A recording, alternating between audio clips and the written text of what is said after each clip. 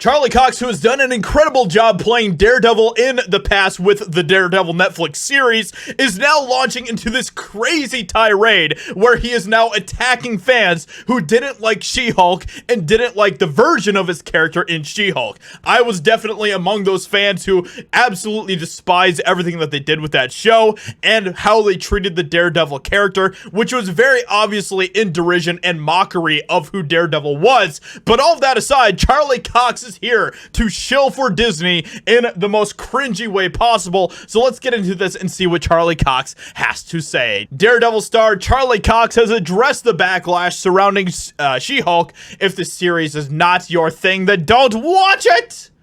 We've heard this language coming all the time from all of these people in Hollywood and just tons of sheep, I guess you can call them, sheeple.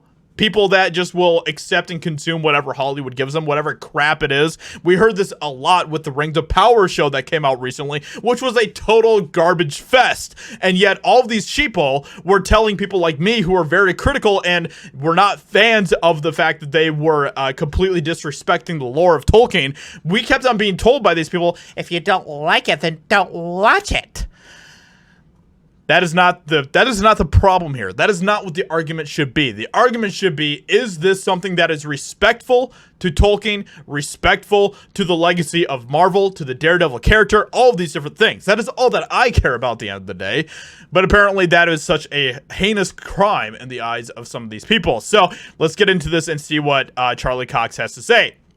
Daredevil born-again star Charlie Cox stands by She-Hulk cameo. Asked for his thoughts on the general fan rejection of his character breaking yellow and red clad appearance in She-Hulk, Cox opined, "There are things that you do when you're playing a superhero. There are scenes that you read and you go, the fans are going to love this. This is knockout. And then there's stuff like the Walk of Shame." Like She-Hulk. It's weird because on one hand he is shilling for She-Hulk, but on the other hand Charlie Cox is also unintentionally trashing She-Hulk in a weird way. It's super bizarre what's going on here. The fans are going to love this. This is knockout. And then there's stuff like the Walk of Shame where you're like, I don't know. This could go two ways. This could be something that the fans really enjoy, and it could be something that feels like it goes against the nature of what they love about the character and the tone of the piece. Huh.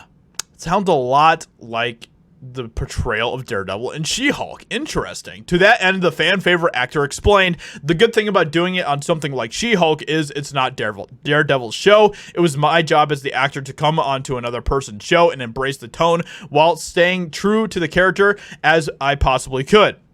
In this world, Matt's in LA and lets his hair down a little bit. He's just having fun. He's killing it in the courtroom. You know, he has a fling with a really beautiful and charismatic lawyer.